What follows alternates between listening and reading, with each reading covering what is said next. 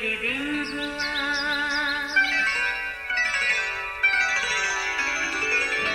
नया फिर दिन हुआ, पुरानी रात का करे सो शुक्र हम खुदा की जात का, खुदा की जात का नया फिर दिन हुआ।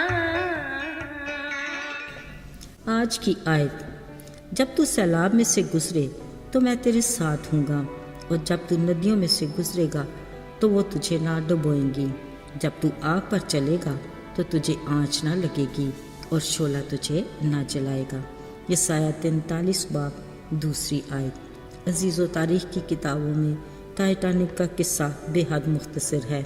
ये बहरी जहाज़ कंपनी का अजीम शाहकार था, जिसके बनाने का अमल अप्रैल 1911 में तकमील को पहुंचा।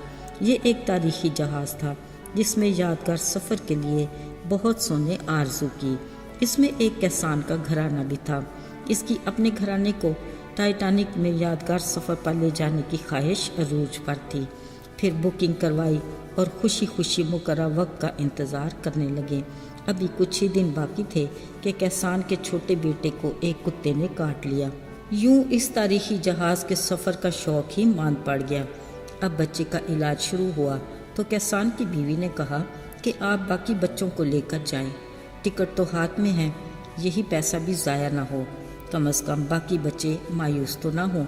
किसान परेशान तो था ही, बोला खैर कुछ भी हो, मैं अपने बच्चे को और तुम्हें इस हाल में छोड़कर नहीं जा सकता। आखिरकार इस जहाज़ के पहले सफ़र का दिन आ गया। अप्रैल 1912 में जहाज़ को समुंदर में उतारा गया। इसमें सवार हर मुसाफिर खुश था, मगर साहिल समुंदर पर खड़ा किसान बेहद उदास था।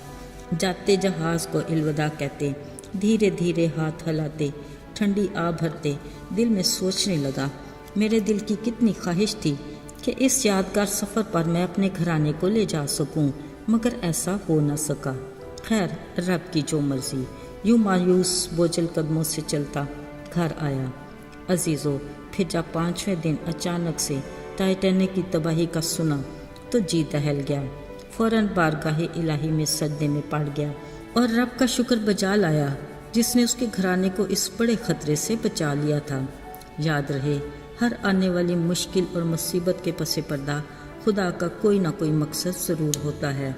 दर हकीकत वो हालात को इस्तेमाल करके हमारे किरदार और मिजाज की तामील करता है और हमारी भलाई सोचता है।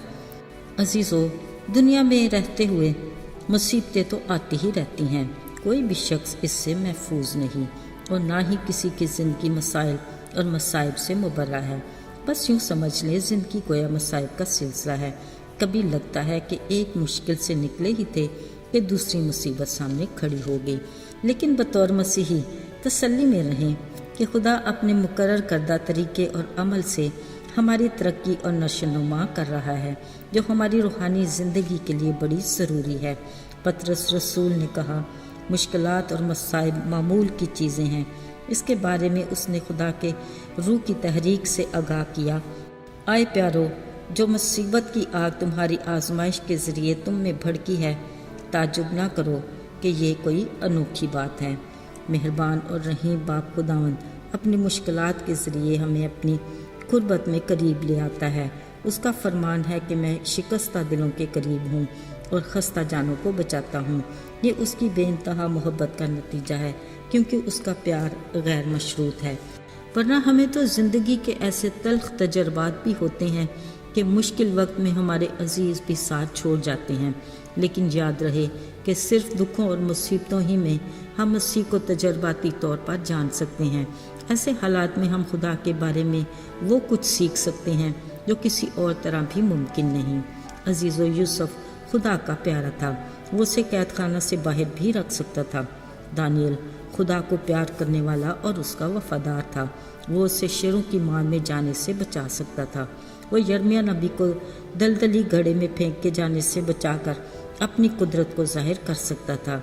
अगर खुदा की मर्जी होती तो वह सदरक मिसक अब्दनजू को भी आग की जलती भट्टी में फेंके जाने से रोक सकता था, लेकिन उसने ये सब कुछ होने दिया।